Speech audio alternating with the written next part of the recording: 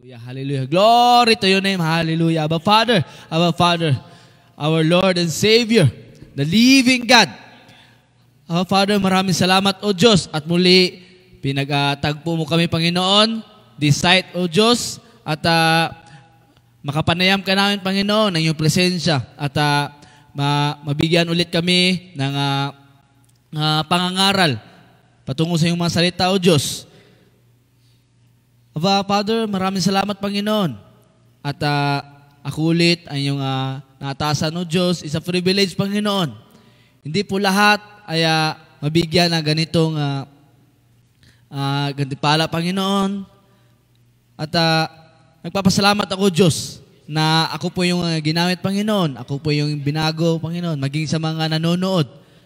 Nawa, Panginoon, patuloy ka na maggabay sa amin, patnubay, upang hindi kami makadisturbo sa iba, Panginoon. At ito'y may lago ang iyong mga salita, Panginoon. At mapalago pa yung layunin mo sa iglesyang ito. Pinapanalangin ko, Panginoon, na gabayan mo ako, Diyos. Itago po ako sa iyong talikuran, Panginoon. At ikaw ang manguna, ikaw ang magturo, ikaw ang mag-manifest sa bawat isa, Panginoon. At hindi yung kahinaan ko at yung mga kamalian ko sa mga ginagawa, maging sa aking panalita, Panginoon. Gabayan mo po, O Diyos, upang mabless po ang mga tao na nakawitness, na makarinig sa iyong mga salita, O Diyos. Patuloy mo kami nagabayan at nawa kung ano mo yung mga ingay na lalabas sa gusali ito, Panginoon, magsilbing pagpapala at ito yung mangunguna, Panginoon, upang makarinig sila ng totoo at isang magandang balita sa iyong mga salita, O Diyos. Maraming salamat, purihin ka, dakilain ka sa pangalan ni Jesus. Amen at amen. So tayo po ay magsiupo at piliin po natin yung komportable tayo sa ating panonood at sa pakikinig. Amen? So nawa, mawala sa atin yung espiritu ng antok. Amen? Kasi pag si Coach Jeff ang nandito, so magtuturo siya ng basic lang. Kung minsan, pag basic lang, di ba? Parang sinasabi natin, ay, madali lang yan. Di ba? Oo, madali. Bagkus, pagsalita ng Diyos, ang itinitanim mo, kapatid, huwag mong baliwalain dahil tutubo yan at magbabago ka. Amen? So, purihin ng Diyos dahil ako ulit ang nabigyan ng pribilehiyo upang maghayag ng kanyang salita na kanyang binaba para sa akin at para sa atin. Amen? So, hindi ko na patatagalin. So, kinuha ko po sa book of Philippians, chapter 2, verses 12 to 15. Amen? So, basahin ko po. So, wherefore, my beloved, as ye have always obeyed, not as in my presence only, but now much more in my absence, work out your own salvation with fear and trembling. For it is God which worketh in you both to will and to do of His good pleasures. Do all things without murmuring and disputing, that ye may be blameless and harmless, the Son of God, without rebuke, in the midst of the crooked and perverse nation, among whom He shine as light in the world. So praise the holy word of our God. Amen. So, basahin ko ulit sa Tagalog para mas maintindihan natin. Amen. So, kaya nga mga minamahal ko, kung paano inyong laging pagsunod. So, ito po yung paalala ni Apostol Paul sa dati man sa Philippians at hanggang ngayon, tayo po mga believers at followers ni Kristo. Amen? Na hindi lamang sa harapan ko, kundi bagkos, ngayon ako'y wala, ay lubusin ninyo ang gawain na inyong sariling pagkaligtas na may takot at panginginig. So, we are reminded, Apostol Paul, to work out, amen, sa ating kaligtasan, na mayroong takot at panginginig. Saan? Sa ating Diyos. 13, sapagkat Diyos ang gumawa sa inyo maging sa pagnanasa at sa paggawa ayon sa kanyang mabuting kalooban. So dapat Diyos po ang nananahan sa atin. So ito yung i-build up o ito yung pinapahiwatig ni Paul sa bawat isa. Amen? So 14, gawin ninyo ang lahat ng mga bagay na walang mga bulong-bulungan at pagtatalo. So dapat, hindi tayo nakikichismis, bagkot inahayag natin yung salita ng Diyos at hindi natin dapat pagtatalunan. Amen? So, lastly, last verse 15, upang kayo maging walang sala at walang malay, mga anak ng Diyos na walang dungi sa gitna ng isang lahing liko at masama, na sa gitna nila ay lumiliwanag kayong tulad ng mga ilaw sa sanlibutan. So dapat hindi tayo nagre-rebuke po tayo with the love of the Lord. Amen? At dapat lagi tayong pumapabagitna sa sa straight na bagay patungo sa ating Diyos. Hindi tayo paliko-liko, no? Amen? Hindi tayo nagdadalawang isip na mag-follow o makinig sa salita ng Diyos. Amen? So, ngayon po, yung passage na to, sa Book of Philippians, it's a powerful call to action. Oo naman. Actionan talaga to. Kasi bakit? Pinapahayag nating Panginoon na hindi tayo magtatagal dito sa mundo. Meron tayong eternal na na buhay. Amen? Eternal na buhay, eternal na home, ating lugarin. At doon tayo makapanayam sa presensya nating Diyos. Amen? So, for a Christian, Paul urging us to actively participate in our own salvation. So, ang minimain ni Paul dito, the main key is our salvation. Kasi bakit? Nakikita niya na kulang pa yung mga taong doon sa kaligtasan. At itong time na to ay malapit nang nataningan na si Paul. Subalit, pinapahayag pa rin niya yung kaligtasan, yung mabuting idudulot nito. Amen? As a reminder that while God initiates and completes the work of salvation, alam natin na merong living sacrifice para tayo ay ma-redeem sa ating bawat kasalanan and to receive that salvation. So, pinapahayag ni Paul ito na we are called to cooperate.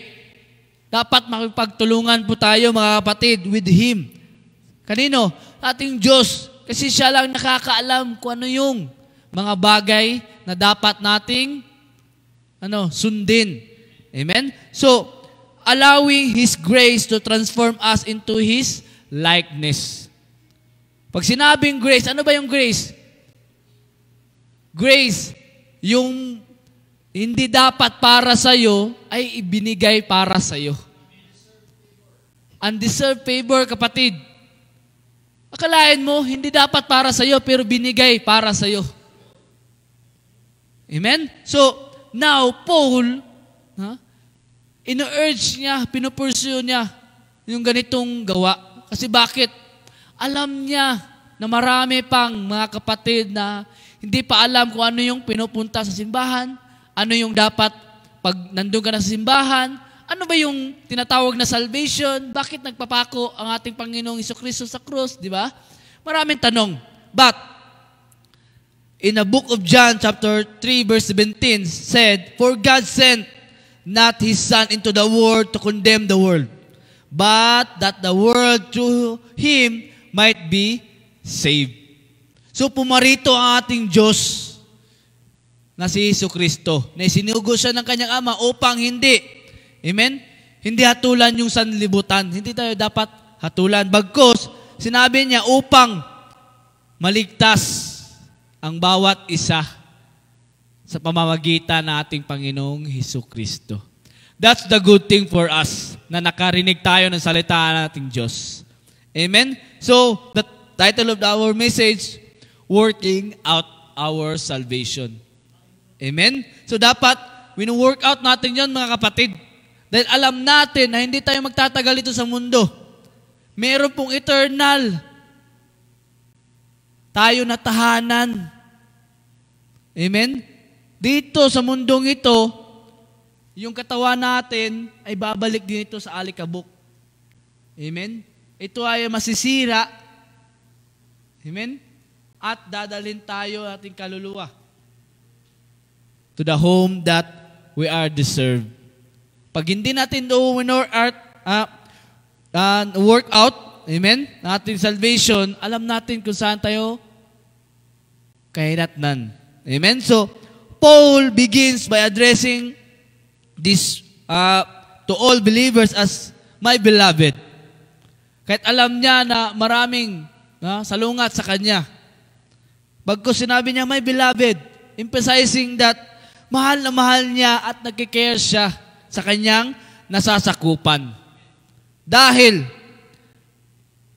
hindi nila naranasan yung feeling, yung dinadala ni Paul. Kasi si Paul is the one na siya yung naka-akto dun.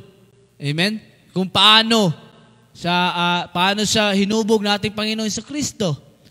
Paano pinako ating Panginoon upang ma-redeem lang tayo sa ating kasalanan. Amen? He reminds us that the obedience must be. So, naroon po dapat, yung ating pagka-obedience, dapat sumusunod tayo. Lalo na pag sa gawain nating Panginoon. Amen? Not only when He was physically present, but even more in His absence. Maging sa mamawala na siya, amen, ay dapat dala-dala natin at ating pong i-spread sa bawat kapatiran at sa mga unbelievers, lalo na sa unbelievers. Kasi bakit? Dahil yun po ang layunin nating Panginoon si Kristo na ipinasa lang din niya, di ba? Sa kanyang mga disipulo at maging tayo ngayon. Amen? So, even more, the central command, kasi command to ito eh, no? Nire-remind tayo, no? It's the command that to work out your own salvation with fear and trembling. Kasi sabi nga doon, di ba? Sa scripture, balik po natin, no? Dapat, pag nag-work out tayo nito, iniisip natin na dapat tayo ay matakot. Kasi bakit? Salvation po ang pinag-uusapan nito, kapatid. Salvation. Kasi bakit? Pag nakilala pa natin ating Diyos, mas matakot ka. Kasi bakit? Hindi mo alam, sa isang pitik lang ating Diyos, mawala ka na. Wala ka ng tsansa. Amen? So ngayon, dapat malaman natin na yung kasamang merong takot at panginginig habang win-workout natin ang ating mga sariling salvation at kaligtasan, we have to obey. And yung pag-workout natin sa ating kaligtasan, dapat nag-imply ito at makikita sa ibang tao. Amen? Maging sa sarili mo. Mapapansin mo yun na you have changes in your life. Kung dati, kinakamusta ka, sabihin mo, ayos lang, mabuti. Ngayon, pag tinatanong ka na, ano na sasagot? Praise God. Di ba? Doon pa lang, malaki ng impact sa isang tao na nangangamusta sa iyo. Bakit? Uy, sabi niya, may Kristo na ang taong to. Di ba? Pag sinabi lang may Kristo, di ba? Nag-iiba. Nag-iiba yung presence. Lalo na pag meron kang action na ginagawa. Kasi bakit? Alam mo ngayon kung ano yung dapat mong gawin kasi salvation eh. Di ba? Dapat win-work out natin yung salvation. Amen? However, the true meaning is far more expression. No? Hindi to in-express talaga natin. So, we are not called to work salvation, but to work out what God has already accomplished in us. Kaya nga ginawa sa atin ating Panginoon. Kasi bakit? Yun ang susundin natin. Yun yung i-work out natin. Kasi alam na ng ating Panginoon Jesucristo, nung namatay siya at nabuhay muli, alam niya yung kaganda, yung kanyang kaharian. Alam niya kung ano yung pamumuhay kung mapupunta ka sa dagat-dagatang apoy. Amen? Kaya bumalik ang ating Panginoon kasi para ihayag sa lahat na totoo ang eternal life. Totoo ang langit na sinasabi at gustuhin ng iba. Amen? So, we are not called to work. Hindi naman tayo tinawag na, ay, i-work out mo yung salvation mo. Hindi po. Dapat tayo may kusa na mag-work out, lalo-lalo na sa mga believers o nakarinig na sa salita ng Diyos para ma-accomplish natin yung layunin nating Panginoon. Amen? It's about actively engaging in the process of sanctification. So, banal ang ating Diyos para makapanayam natin siya. Amen? Dapat magpakabanal din tayo. Amen? Allowing God's grace to shape and mold us into His image. Amen? So, dapat ating pong pinapaunlakan yung kanyang grasya para tayo ay mahubog. Kasi kung wala itong grasya na to na kanyang ibibigay, kapatid, hindi ka magta-transform, hindi ka magbabago. Hindi mo malalaman kung ano yung pinupunta mo at inuupo sa simbahan. Amen? So, the good thing is, meron pong Kristo na inalay sa mundong ito. Not to condemn us, but to save us. Yun po ang sinabi kanina, di ba? Sa book of John 3:17. Because, bakit natin i-work out at bakit natin na kailangan i-work out to? So, anong mga kailangan? Ano yung mga mechanics? Amen? Unang-una, the source of our strength. Dapat nandoon yung kalakasan. Hindi lamang kalakasan nating pangangatawan, kundi kalakasan na yung ang Diyos ang nagbigay, yung Diyos ang nag-work out. Kasi bakit? Hindi lamang physical ating kinakalaban dito. Even in the rulers of darkness. So, mayroon din kalaban yung bawat espiritu natin. Amen? So, kailangan natin yung kalakasan na yon, na dapat yung pinagmumulan ay ang ating Diyos. Yung kapangyarihan ng ating Diyos. Amen? So, sabi sa verse 12 to 13, where therefore, my beloved, as ye have always obeyed. Alam ko naman po na lahat nito ay nag-obeyed na. Amen? Follower na po ating Panginoong Jesucristo. So, sinasabi ni Paul, not as in my presence only, but now much more in my absence, work out your own salvation with fear and trembling. Dapat may takot din tayo. Amen? Hindi lang basta-basta na sumusunod tayo. Kasi dapat, bakit may takot? Kasi kung wala tayong takot, sabihin na natin, ay, nag-workout na ako nung nakaraang linggo, iba na naman yung i-workout ko. Di ba? Kung matatakot ka, amen, patuloy mo wino-workout yung salvation na ibinigay sa atin. 13, sabi, for it's good which work it in you both to will and to do of His good pleasures. So, dapat lagi yung nakakapagpasaya, nakaka-please sa ating Panginoon. Kaya kung minsan merong hadlang sa mga panalangin natin, kasi bakit? Nakakalimutan natin yung basic, yung pag-workout ng salvation. Amen? Basic nga lang yun, di ba? Pero hindi masunod ng iba. Oo, basic.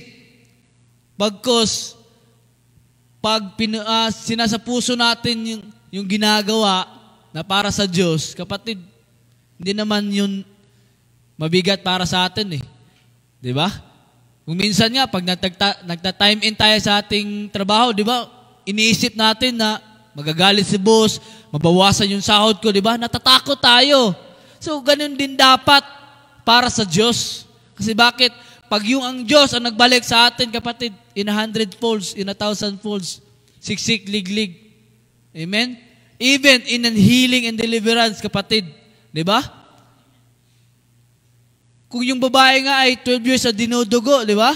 12 years o 18 years, kung di ako nagkakamali, diba?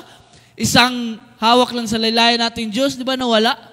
Lalo na kung napiplace yung Diyos para sa atin, hindi ka pa nakapanalangin na ibigay na niya. Which is our life. Pagising natin sa umaga, di ba? Palakpakan po natin yun. Amen? So this verse reveals the source of our ability to work out our salvation. Kaligtasan po ito, kapatid. Amen? It is God who works in us. So sinasamahan ka nating Diyos para i-work out to. Kasi bakit hindi mo masusunod agad to? Hindi mo maisa puso agad kung wala ang Diyos sa'yo. Amen? So, bakit? No? Bakit merong Diyos na kaagapay, merong Kristo? Kasi bakit? He giving us to desire, to will, and the power to do to His good pleasure. Kasi kung ikaw lang mag-isa, talagang ayaw ka. Kasi bakit? Gigising ka ng maaga. Magpa-practice ka kung nasa music ka. Di ba? Kung ikaw yung nangangalaga sa kusina, di ba? Mas maaga kang magising.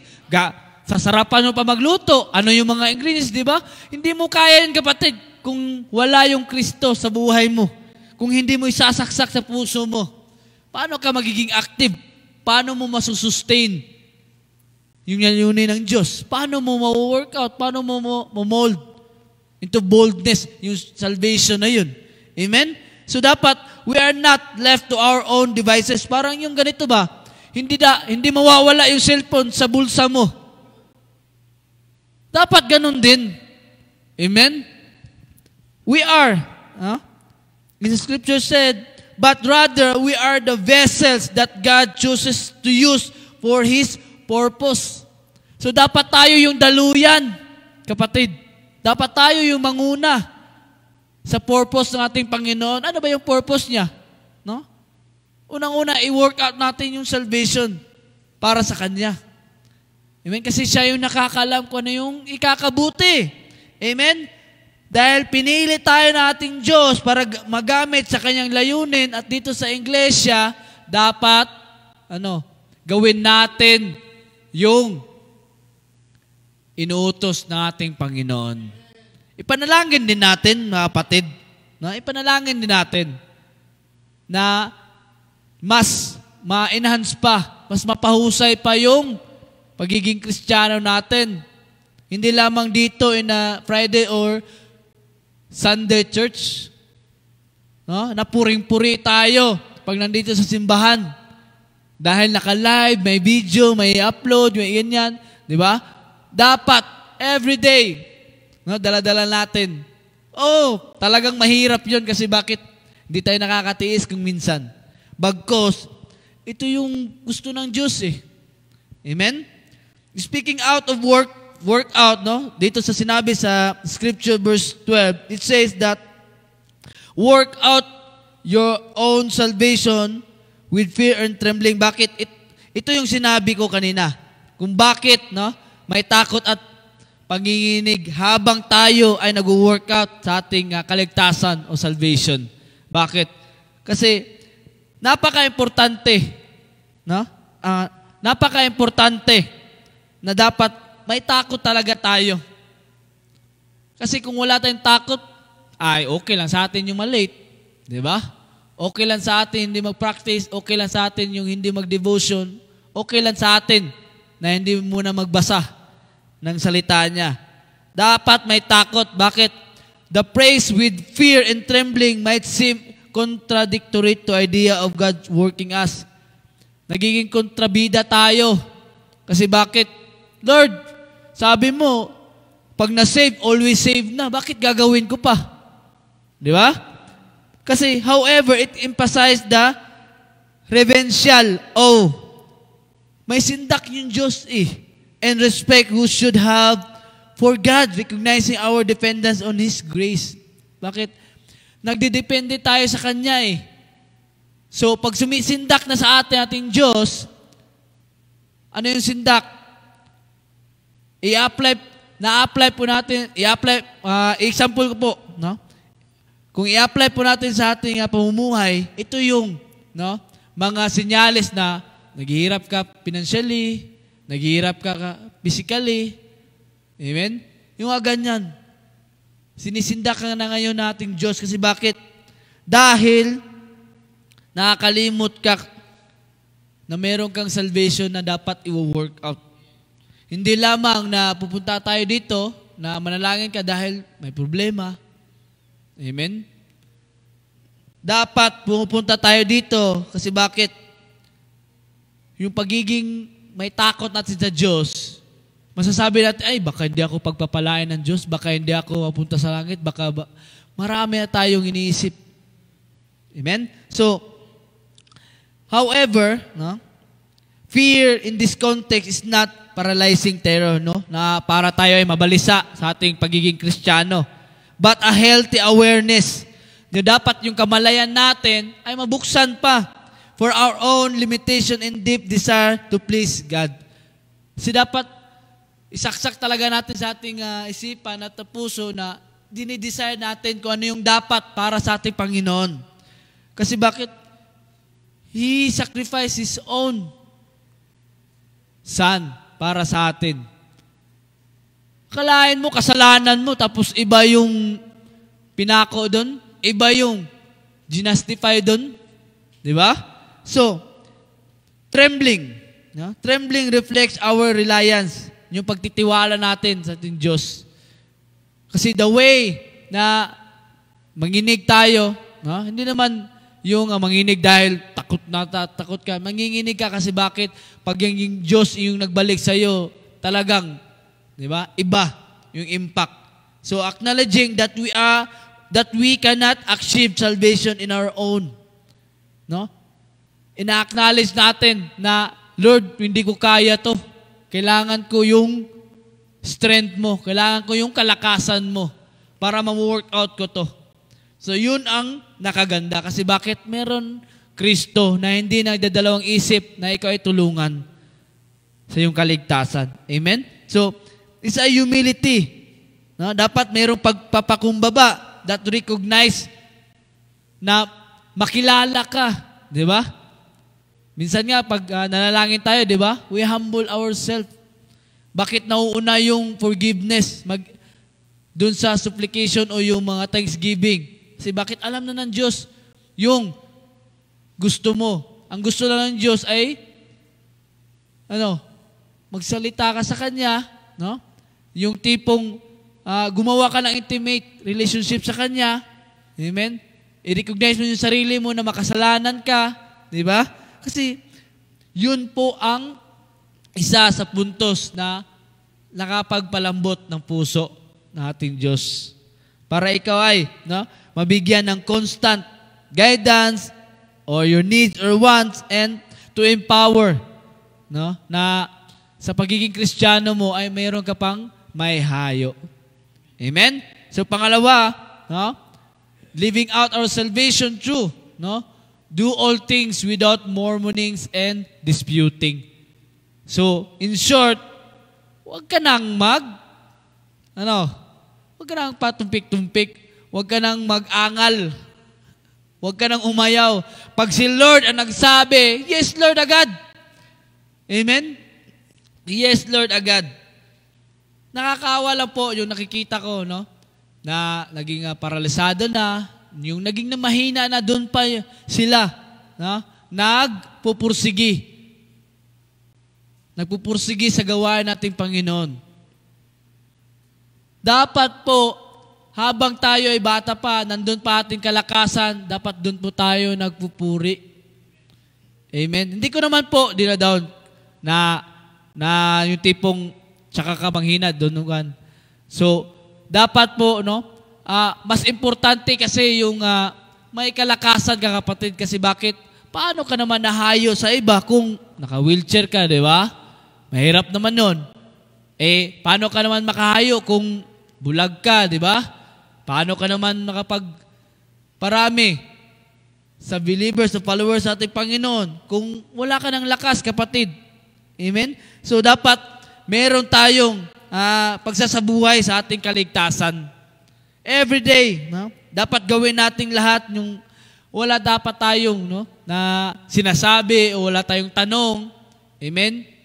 Kasi para sa Diyos to dapat hindi natin pagtatalunan, no, na dapat sabihin, pag sinabi ng ating pastor o leader, Coach, yes, gagawin ko po yung the best ko, yung kaya ko.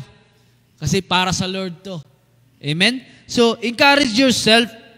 Encourage yourself na, sabi sa kanyang salita, sa scripture, no? Sa 14 to 15, do all things without murmuring. So, dapat, in short, huwag kang ayaw para sa Diyos. Amen? Kasi sabi pa doon, that you may be blameless and harmless, the sons of God without rebuke in the midst of a crooked and perverse nation among He shine as light in the world. So, ayaw mo nun, bandang huli, magniningning ka kapatid. Magliliwanag ka. Kasi yun ang sinabi nating Diyos. Amen? So, dapat wala tayong lahi na pagdududa, yung liliko tayo dito, kasi ayaw natin dito, ayaw natin doon, di ba? So, dapat, yung katulad tayo ng sa ating pananampalataya ay focus like Jesus did in this world. Amen? Na kahit ano yung pangungutya ng iba, nangunguna pa yung mga Pariseo, di ba? Nagpatuloy pa rin nating Panginoon. Inahayag pa rin niya yung salita ng Diyos. Hanggang sa kahuli-hulihan ng kanyang hininga, kapatid. Di ba? Dapat mas mauhaw pa tayo. Dapat mas mauhaw pa tayo. Amen? Nakakalungkot lang sa iba. Kasi bakit?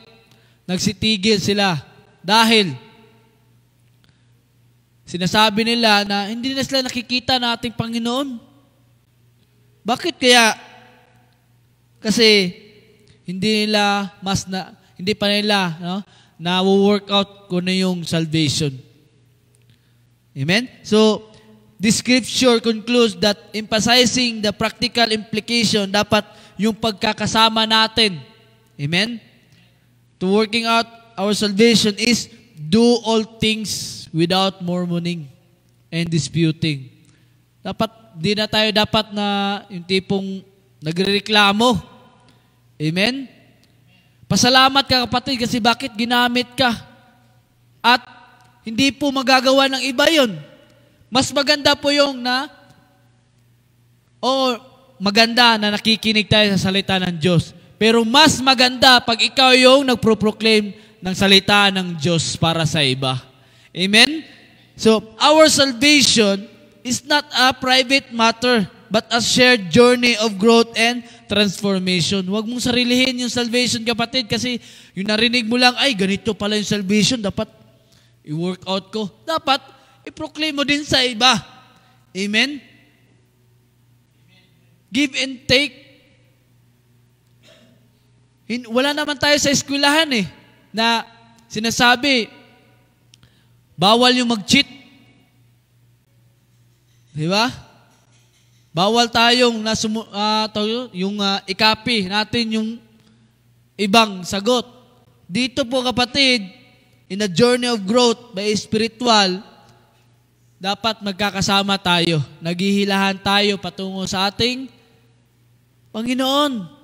Amen? We are called to live out our faith, to build up, to mold up, at ipamuhay natin yung pananampalataya na yon, na in a way that reflects the love and grace we have received. Yung pagmamahal ng ating Panginoon, yung grasya na ibinigay sa atin, amen, atin din ipalaganap sa iba para ma-work out din yung salvation, yung kaligtasan ng iba. Amen? Para pagdating doon sa hukuman, sa judgment day, di ba? Ang hirap naman nun. Kakamayan ka doon sa kaibigan mo, na ikaw ay patungo na sa langit siya, nandun sa impyerno, sabihin na, bakit hindi naman sinabi? Di ba? So magsisi ka pa ngayon. Bakit hindi mo sinabi, Kuya Jeff, na ganito pala yung salvation, na i-work out? Di ba? So, sa pananampalataya, in a way, dapat nandun yung pagre-reflect. Amen? At i-demonstrate natin kung ano yung kapangyarihan ng ating Panginoon sa ating buhay. Yun po nakaganda. So now, in the conclusion, o may apply natin. So dapat ganito, a life of growth and transformation. So dapat merong pagbabago. Amen? Merong paglago sa bawat followers o believers ng ating Panginoong Jesucristo. Amen? Gusto ba natin yon? So dapat lahat ng mga puntos kanina, kasi dalawa lang yun di ba? Dapat humingi tayo ng kalakasan sa ating Panginoon. Amen? At pangalawa, dapat meron tayo, na action na hindi tayo nagrereklamo. Dapat gawin natin lahat ng bagay para sa ating Diyos. Kung free time ka, kapatid, magpagamit ka. Amen? Kasi sayang naman yung talent natin dyan. Di ba? So, dapat isabuhay. Amen? So, ibalik ko po yung buong verse kanina. Nung pinapa-pursue na ni Lolo Paul, sabi, kaya nga mga minamahal ko kung paano inyong laging pagsunod na hindi lamang sa harapan ko, kundi bagkos pa ngayon ako'y wala, ay lubusin ninyo ang gawain sa sariling pagkaligtas na may takot at panginginig. So, we need to obey what the command. Dapat yung kaligtasan natin, mayroong importansya. Amen? At mayroon tayong takot at panginginig sa ating Diyos pag hindi natin nagawa o pag hindi natin na-work out. Then continue natin sapagkat Diyos ang gumawa sa inyo maging sa pagnanasa at sa paggawa ayon sa Kanyang mabuting kalooban. Amen? Hingin natin yung kalakasan. Amen? Para ma-work out pa natin yung salvation na yun. Amen? Kasi alam ko po, hindi lamang magtatapos sa salvation. Marami pa pong mga alituntunin o layunin nating Diyos. Bagkus, ito po yung unang basic. Amen? Kasi marami nagtatanong ng mga maging sa Kristiyano na, di ba? Ay, hindi ko pa calling, coach. Kaya ayaw pang maghayag ng salita. Hindi pa daw siya tinawag. Nakakalungkot naman, di ba? Alam nyo ba, kapatid? Yung itinawag ka na ng Diyos, that's at the time na umupo ka at nakinig sa salita ng Diyos. That's the time na nagtawag na ang Diyos sa'yo, kaya nandyan ka sa upuan na yan. Kaya wag mong sabihin na, hindi ko pa calling, coach. Hindi ko pa calling. Kapatid, mas mabless ka pag tinawag ka na in actual. Kasi bakit? Yun na ang time na nakikita na sa'yo na meron ng pagbabago. At yun yung sinabi kanina. There's a growth and transformation sa'yo. Magsiyasaya naman tayo. Amen.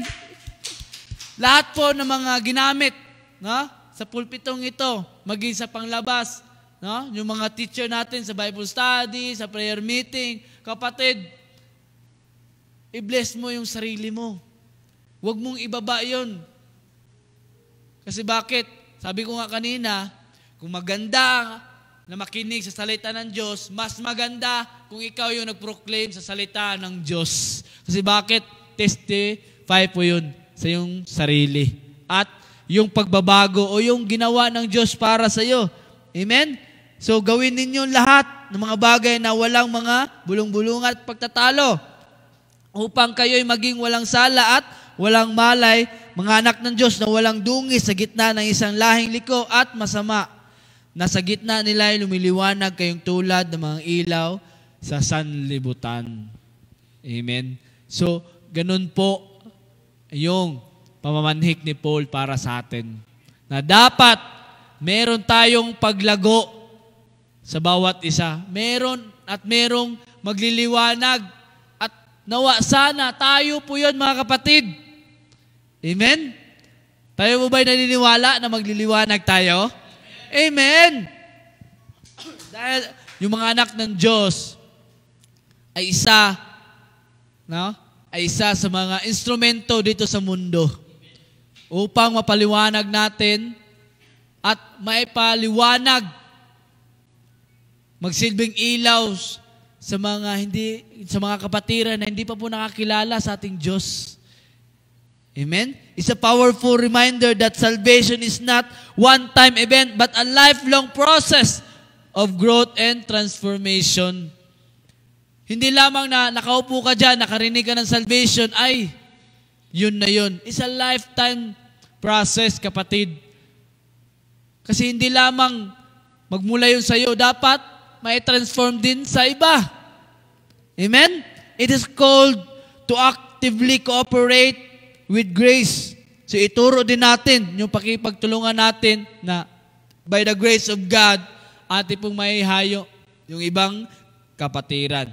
And allowing Him to work in us and empower us to live out His will. So dapat, hindi lamang yung kakayahan natin, yung will natin, dapat in God's will. Kasi bakit? Siya yung magtuturo para mas ma-smooth yung ating pag-workout ng salvation. Amen? So, this journey requires, unang-una, humility. So, dapat may pakumbaba. Kasi bakit? Meron tayong mga taong makakasalamuhan na talaga, mga pilosopo, magagalit agad, di ba? Meron mag-judgment. Amen? So, dapat meron yung humility. Reverence, no? Yung paggalang. Dapat may paggalang talaga tayo kasi bakit? Dala-dala natin yung imahe nating Panginoon. Pag sinabi kasi na praise God, di ba? Ano yung mafe-feel, express out ng iba, di ba? Ibang-iba. Amen? At yung willingness, no? Na yung pagpayag natin, pag sinabi ng gawain ng Diyos, yes, Lord agad. Amen? Yes, Lord agad. And to surrender our lives to God's purposes. Kasi bakit? Pag hindi natin sinurrender yon, amen? Kapatid, mabigat sa'yo ang mag-yes, Lord. Mabigat sa'yo yung tipong may gawain. Amen? So, as we strive to live out our salvation with fear and trembling, we can experience the transformative power of God's grace. So, dapat may takot tayo, no? Samahan pa natin ang panginginig pag hindi natin na-workout yung salvation natin. Amen? So, we can experience that becoming beacons of life, beacons of light. Ano ba yun? Isang ilaw na sumisimbolo, no? Na tayo yung patnubay, no? Para yung tower sa gitnang dagat ba, di ba? Amen? So, dapat yun yung nagpapatnubay sa daanan ng ibang tao, ibang kapwa natin o ibang believers sa mga tinatahak nila. Amen? So, in the world that we need love and truth. Yun naman talaga yung importante. Kasi bakit natin ginagawa to? Kasi mahal natin yung ating kapwa. Mahal natin yung bawat isa. Kaya ayaw natin na mapariwara si kapatid. Ayaw natin na mapamuhay niya yung dagat-dagatang apoy. Yung hell na tinatawag. Kasi yun po yung katotohanan. Kasi pag nawala na tayo dito sa mundong ito, no second chance in a judgment day. Kung ano yung ginawa mo, kumbaga, ini-scroll up down yung pag-iisip mo dati. Ganun eh. Diba? Ganun ka-high-tech. Kung nakita ng Diyos, yung ginagawa natin ay hindi nakakalugod sa Kanya, then, the judgment is, doon ka sa dagat ng apoy. Amen? So, nakaganda nito, nandito tayo, malakas pa, maganda yung pandinig, meron pa tayong pag-uusap na nakakaintindi tayo, no? Why, bakit hindi natin ipahayag pa ang salita natin Diyos? Bakit kailangan natin na gawin? Kasi alam natin na doon tayo nag-work out to our own salvation. Kanya-kanya po yung salvation, kapatid. Hindi po grupo-grupo yon. Amen? So, kailangan i-work out natin at kailangan na mas maglalago pa, mag-growth at matransform yung bawat isa sa atin. Amen? So, tayo po yung tumayo at tayo po yung manalangin pangwakas. Hallelujah. Glory, glory, glory to your name, Abba Father. Palakpakan natin ating Diyos na buhay. Hallelujah. Our living God, that God give a grace, love, unfailing love. O Diyos, maraming salamat, Panginoon. At muli, ako yung ginamit, Panginoon. At sa mga salita mo na ibinaba ngayon na magre-reveal. At mga ipagkaloob mo, O Diyos, nawa yung blessing, healing, Panginoon. At yung mga gustuhin namin sa aming buhay, O Diyos, to your will be done, Panginoon. Alam namin na basic o hindi ganun kahirap yung pag-workout namin ng salvation, but to your grace and mercy, Panginoon, and to your loving kindness, O Diyos, na manahan sa amin ay ito yung magagawa namin, Panginoon. Maraming salamat, O Diyos, na patuloy mo kami na ginamit, Panginoon, to your mercy, to this kingdom, Panginoon, na mas palago pa namin, O Diyos, at mas mapahusay pa namin, Panginoon. At marami pa po kami mga kaluluwa na masave, O Diyos. Patuloy mo kami na tulungan, Panginoon, na alam namin na hindi ka pumarito upang i-judge yung sanlimutan na to. Bagkus, ikaw ang magdadala ng kaligtasan, Panginoon, patungo sa ipinangako mong eternal life, Panginoon, yung putong ng buhay. Maraming salamat, O Diyos, at pinapanalangin namin na nawa mailista sa aklat ng buhay ang bawat pangalan na siyang nag-workout ng salvation, Panginoon. Maraming salamat sa mga gabay, patnubay, Panginoon, at sa mga tao na ginamit mo, O Diyos, upang mas makilala ka pa namin, Panginoon, mas maunawaan pa namin ang iyong mga salita, O Diyos, at mas amin pang may palago ito sa bawat kapatiran sa buong mundo, Panginoon, na may proclaim namin na ikaw lamang ang Diyos. Ikaw ang Diyos na makapangyarihan, Panginoon. Maraming salamat. Patuloy ka na purihin, dakilain sa pangalan ni Jesus at sa gabay ng banal na Espiritu Santo at lahat ng anak ng Diyos na magsasabi ng Amen at Amen.